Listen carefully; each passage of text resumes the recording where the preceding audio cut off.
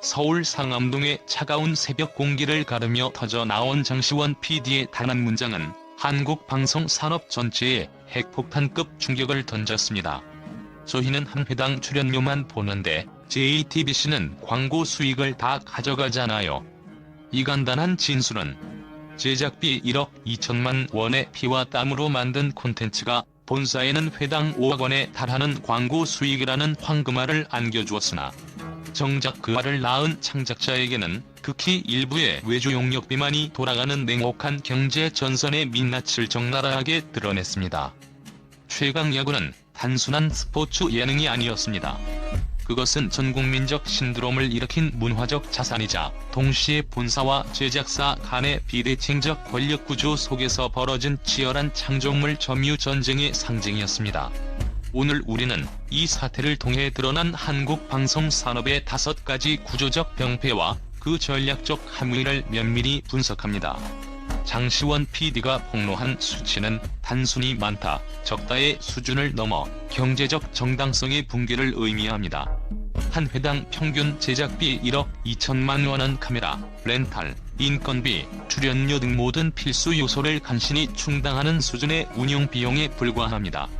이 1억 2천만 원은 프로그램의 생명줄을 이어가는 최소한의 병참선이었을 뿐 콘텐츠의 성공을 보장하는 위험부담 수당이나 수백억 원대 브랜드 가치를 창출한 창의적 기여에 대한 보상은 단 한 푼도 포함되지 않았습니다. 이는 제작사를 성공에 대한 책임 없이 비용만을 집행하는 일회용 하청 부대로 규정하는 본사의 전략적 의도가 깔려있음을 방증합니다. 반면 JTBC는 해당 방송을 통해 회당 최대 5억 원의 광고 수익을 거둬들였습니다. 이는 제작비 대비 4배 이상의 순수익을 매주 확보했다는 것을 뜻하며 이 초과 가치는 단순 광고를 넘어 PPL, 온라인 클립 광고, 해외 판권 등 다각적인 미디어 파이프라인을 통해 증폭된 것입니다. 이러한 1대4의 비대칭적 수익 구조는 제작사의 심각한 전략적 영향 실조를 유도합니다. 군사 전략에서 병참선이 끊기면 전투력은 상실됩니다. 방송 제작사에게 있어 수익 배분은 다음 시즌을 위한 핵심 재투자 자원이자 핵심 인재 유지 및 사기 진작의 필수 요소입니다. 그러나 이 구조는 제작사에게 오직 최소한의 생존만을 허락하고 창의성과 혁신적인 도전을 위한 질적 성장 기회마저 봉쇄합니다. JTBC는 최강야구라는 강력한 브랜드를 플랫폼 독점력을 활용하여 위험 부담 없이 절대적인 광고 권한을 독점했습니다. 이는 제작사의 기여도를 단순 외주 용역으로 격하하고 프로그램의 성공 리스크는 제작진에게, 성공의 열매는 본사가 독점하는 전략적 자원 착취의 전형입니다. 제작진의 땀과 열정이 본사의 금고를 채우는 운반 수단으로 전락하는 이 위정한 구조야말로 한국 콘텐츠 전선에서 가장 먼저 타파되어야 할 전략적 불균형입니다. 이는 콘텐츠 제작을 투자가 아닌 소모의 대상으로 보는 방송사의 구태의연한 시각에 반영된 것입니다. 즉, 제작사는 투자를 받아 수익을 창출하는 파트너가 아니라 단지 정해진 임무만을 수행하고 폐기되는 소모성 자산으로 취급되는 것입니다. 이러한 접근 방식은 한국 미디어 산업이 글로벌 OTT 플랫폼과의 경쟁에서 질적인 우위를 확보하지 못하는 본질적인 한계를 야기합니다. 창의적 인재들이 정당한 보상을 찾아 해외 플랫폼으로 이동하는 인재 유출이라는 전략적 누수 현상을 초래하는 근본 원인이기도 합니다. 최강야구가 창출한 수백억 원대의 브랜드 파워는 온전히 본사의 재무제표에만 기록되었을 뿐 실질적인 창조자인 제작진에게는 명예라는 공허한 보상만이 남겨졌습니다. 이번 사태의 핵심 전장이자 가장 냉혹한 부분은 바로 IP 조항입니다. 장시원 PD의 폭로에 대한 JTBC의 방어 논리는 IP는 JTBC 소유라는 단 하나의 문구에 집중되었습니다. IP 독점은 단순한 소유권 이상의 전략적 통제권을 의미합니다. 이는 콘텐츠의 아이디어, 캐릭터 설정, 포맷, 심지어 제목까지 모두 방송사 소속이 되면서 원조 제작진은 설령 JTBC를 떠나더라도 자신이 만든 작품을 다시 만들거나 이어갈 수 있는 모든 권한을 영구적으로 박탈당하는 구조입니다. 창작자의 아이디어가 IP라는 이름으로 방송사에 귀속되는 순간 제작사는 미래의 경쟁력과 협상력을 잃게 됩니다. JTBC의 입장에서 이 IP 조항은 가장 강력한 견제 수단이자 방어 전략이었습니다. 제작사가 성공적인 시즌을 만들어낼수록 그 성공은 역설적으로 그들의 목줄을 죄는 족수가 됩니다. 방송사는 언제든지 원조 제작진을 배제하고 독자 제작이라는 카드를 꺼내들 수 있는 절대 우위를 점하게 됩니다. 이는 제작진에게 우리의 재산으로 다음 전투를 치를 수 없다는 선언과 같습니다. 장 PD가 분노한 것은 단지 돈이 아니라 자신이 빚어낸 창조물에 대한 자신의 권리를 스스로 행사할 수 없는 존재론적 모순이었습니다. IP 독점은 창작자에게 다음 본 전투를 시작할 여력조차 주지 않는 가장 교활하고 효과적인 지배 전략인 것입니다. 한국 방송계에서 통용되는 이러한 IP 조항은 사실상 포괄적 저작 재산권 양도 계약에 해당합니다. 현행법상 저작인격권, 즉 공표권, 성명표시권, 동일성 유지권은 양도될 수 없으나 제작사들은 계약의 가불관계에서 이 권리마저 사실상 행사하지 못하게 됩니다. JTBC가 취득한 것은 콘텐츠를 복제, 공연, 방송, 전송할 수 있는 모든 권한인 저작 재산권의 독점적 지위입니다. 이는 프로그램의 생명주기 동안 발생하는 모든 파생 상품, 포맷 수출, 해외 VOD 수익 등을 방송사가 단독으로 수확하는 전략적 수확 모델을 구축합니다. 제작사는 오직 일회성 제작비만을 받고 무한한 미래 수익 기회를 영구히 포기하게 되는 것입니다. 이러한 창작자 권리 박탈 모델은 글로벌 콘텐츠 시장의 추세와 심각하게 역행합니다. 예를 들어 미국이나 유럽의 주요 제작 환경에서는 포맷을 개발한 제작사에게 백엔드 수익 지분이나 포맷 권리를 일정 부분 보장하는 것이 일반적입니다. 특히 성공적인 포맷의 해외 수출 시에는 원제작사에게 상당한 로열티가 지급됩니다. 이는 창작자에게 지속적인 동기부여와 혁신을 위한 자율적인 재무 기반을 제공하는 공유 성장 모델입니다. 반면 한국의 IP 독점 구조는 제작사가 오직 방송사의 하청 공장으로 남을 것을 강요하며 성공에 대한 보상 체계 없이 오직 본사의 시장 지배력을 공고히 하는 역할만을 수행하도록 설계되어 있습니다. 이 지배 전략은 장기적으로 창의성을 고사시키고 결국 산업 전체의 혁신 동력을 저해하는 자가 파괴적 모순에 빠질 수밖에 없습니다. 장시원 PD의 폭로는 이러한 한국형 IP 노예 계약에 대한 정면 도전이자 글로벌 스탠더드 도입을 요구하는 시대적 선전포고로 해석되어야 합니다. 장시원 PD가 공개한 JTBC 내부 문건은 이번 사태의 가장 드라마틱하고 결정적인 증거였습니다. 이 문건에 명시된 최강야구 시즌4 독자 제작 진행 및 원조 제작진 재회라는 문구는 JTBC의 의도가 단순한 계약 준수를 넘어 성공에 대한 사유화를 시도했음을 적나라하게 보여줍니다. 이는 경영 전략 측면에서 볼 때 가장 비윤리적이고 냉혹한 적대적 인수 전략과 유사합니다. 프로그램의 포맷과 브랜드 파워가 확고해지자 JTBC는 원조 제작진이라는 변수를 제거하고 순수 IP의 수익성 극대화라는 목표를 향해 나아갔습니다. 그들은 제작 역량의 핵심인 장 PD와 스태프들을 배제한 채 오직 최강야구라는 제목과 포맷만을 가져가 비용 효율을 극대화하려고 했습니다.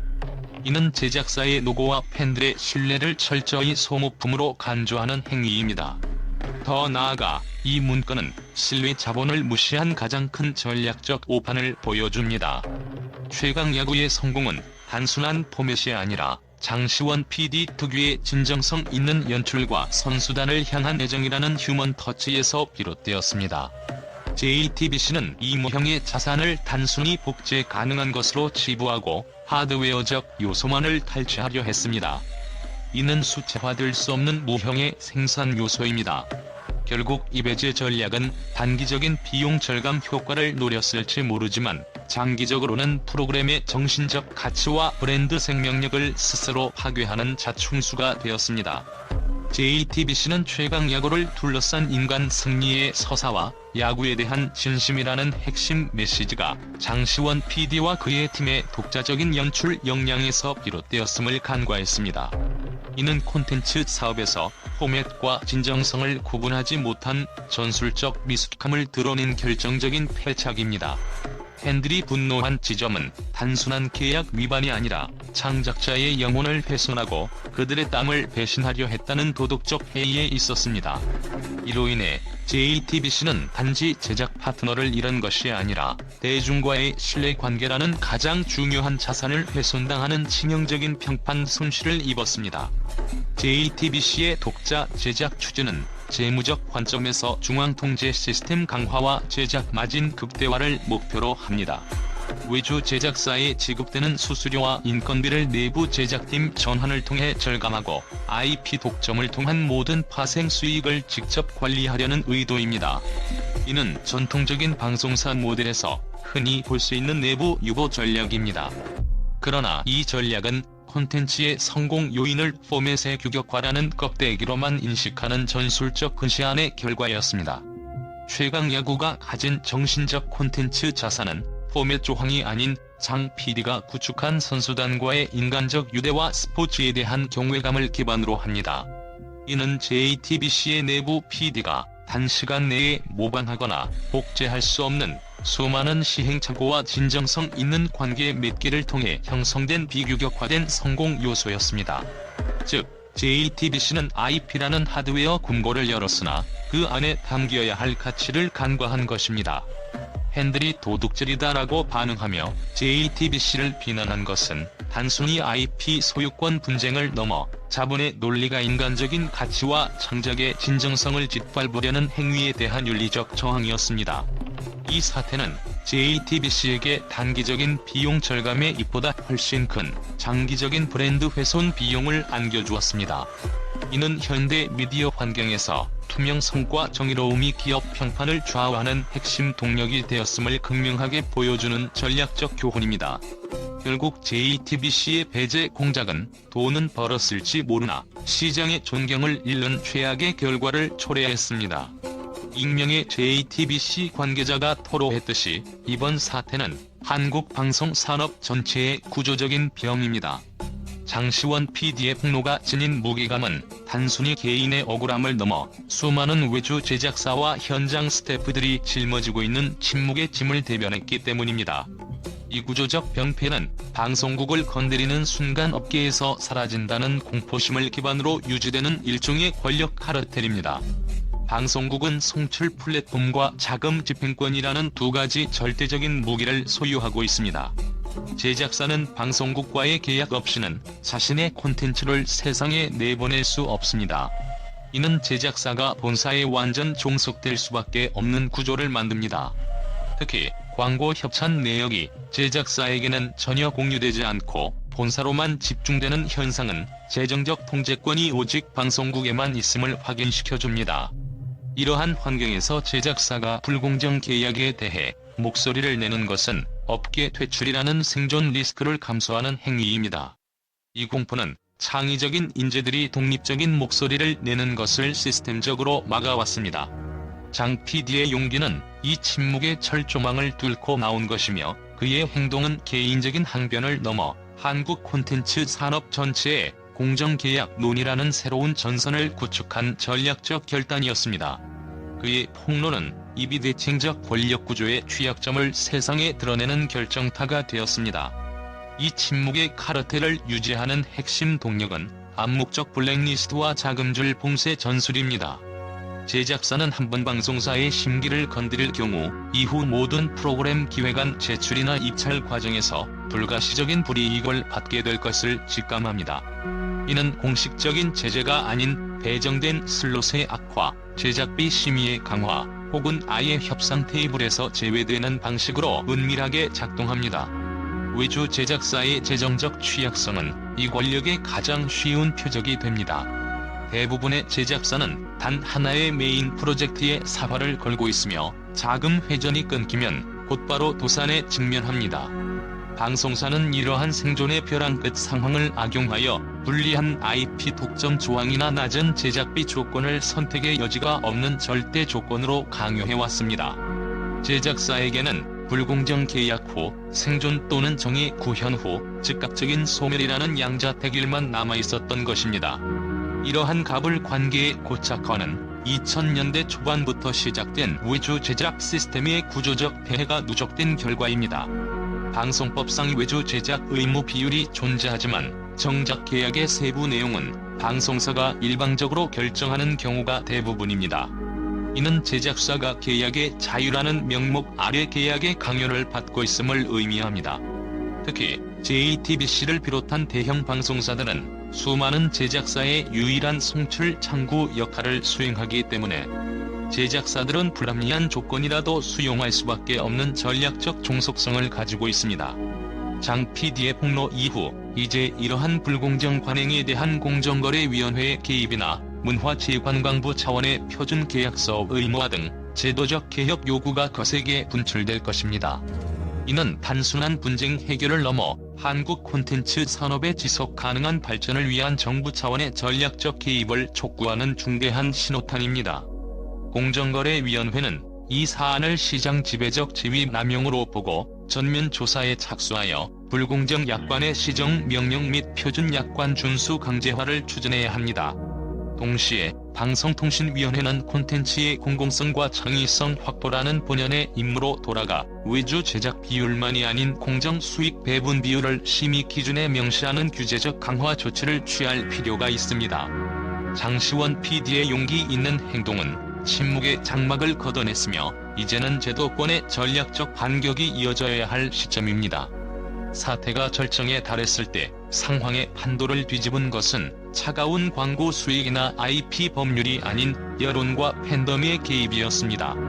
팬들은 최강 야구를 장시원 PD의 작품으로 규정하고 원조 제작진 지키기 캠페인을 자발적으로 전개했습니다.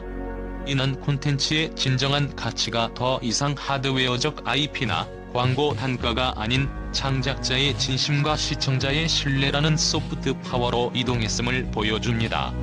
이러한 신뢰 자산의 역전 현상은 일부 광고주들의 계약 재검토 움직임으로 구체화되었습니다. 이제는 브랜드보다 신뢰가 가치입니다. JTBC 신뢰가 흔들리면 우리도 위험합니다.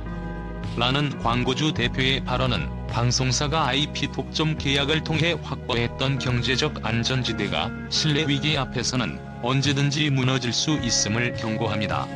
팬덤은 단순한 시청자를 넘어 이제 콘텐츠의 운명을 좌우하는 전술적 행동주의 집단으로 진화했습니다. 그들은 조직적으로 움직이며 디지털 전선에서 JTBC의 정당성에 대한 총공세를 펼쳤습니다. 첫째, 소셜미디어 보이콧 선언 및 해시태그 확산입니다. 주요 전술은 다음과 같습니다. 특정 해시태그와 함께 JTBC의 행위를 창작자의 배신으로 규정하고 대중적 공분을 빠르게 확산시켰습니다. 둘째, 광고주 대상 정화 작전입니다. 프로그램의 주요 스폰서 기업들의 공식 소셜미디어 채널이나 고객센터의 불공정 방송사와의 협력 중단을 요청하는 직접적인 압력을 가했습니다.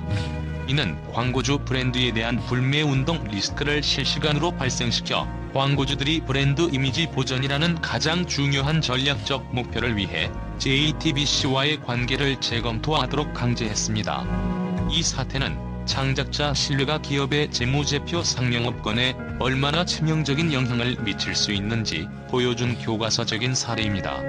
굿윌은 기업의 모형 자산 중 하나로 브랜드 평판, 고객 충성도, 협력사와의 관계 등 비재무적 요소들의 총합입니다.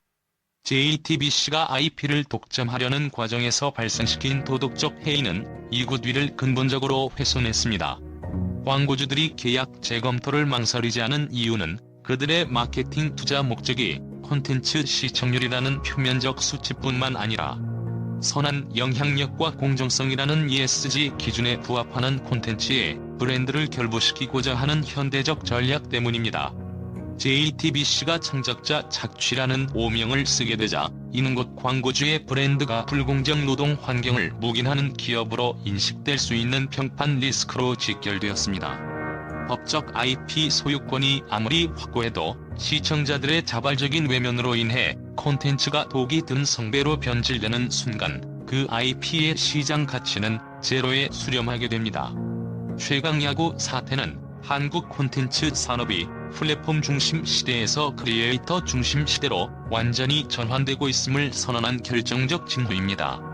과거에는 방송사가 송출 창구와 자본을 독점하며 갑의 지위를 누렸습니다. 그러나 이제는 시청자와 팬덤이라는 수요가 특정 창작자에게 종속되는 현상이 발생했습니다. 플랫폼은 콘텐츠라는 물을 담아 전달하는 단순한 파이프 역할로 격화된 반면 창작자만이 물의 근원으로서의 지위를 확보했습니다. 이러한 전략적 전환은 향후 콘텐츠 계약 모델의 근본적인 변화를 요구할 것입니다. 제작사들은 이제 백엔드 수익 참여뿐만 아니라 크리에이터 권한 및 브랜드 공동 소유권을 적극적으로 요구할 것입니다. 이 사태는 모든 제작사에게 방송국의 송출 플랫폼을 통한 단기적 이익보다 창작자의 명분과 팬덤의 신뢰를 통한 장기적 생존력이 훨씬 강력한 전략적 자산임을 증명했습니다. 결국 장시원 PD가 숫자보다 더 중요한 건 사람입니다라고 외친 메시지는 단순한 감성적 호소가 아니었습니다. 이는 모형 자산의 가치를 정확히 꿰뚫는 전략적 선언이었습니다. 콘텐츠 평론가 김지영의 평가처럼 최강야구는 이미 산업 구조를 바꾸는 상징이 되었습니다. 창작자의 진심을 배제하고 숫자와 IP에만 집중한 JTBC의 전략은 팬덤이라는 제사의 권력 앞에서 결국 좌초 위기에 놓였습니다. 이 사태는 향후 한국 방송계에서 창작자의 권리와 신뢰 기반의 계약 구조를 재정립하는 중요한 변곡점으로 기록될 것입니다. 최강야구 사태는 모든 창작자에게 당신의 콘텐츠를 지키는 가장 강력한 무기는 팬들과의 진정성 있는 연결임을 깨닫게 해주었습니다. JTBC가 아무리 IP를 법적으로 독점하더라도 팬들이 원조 제작진의 진심과 함께하는 콘텐츠만을 소비하겠다고 선언하는 순간 법적 권한은 시장에서의 실질적인 영향력을 잃게 됩니다. 결국 자본의 논리가 지배하는 콘텐츠 전선에서 인간적인 가치와 도덕적 정당성이 최강의 협상 카드가 될 수 있음을 증명한 사건입니다. 이 폭풍은 멈추지 않을 것이며 모든 제작사와 방송사는 이제 신뢰의 가치를 재무제표의 가장 중요한 항목으로 올려놓아야 할 것입니다.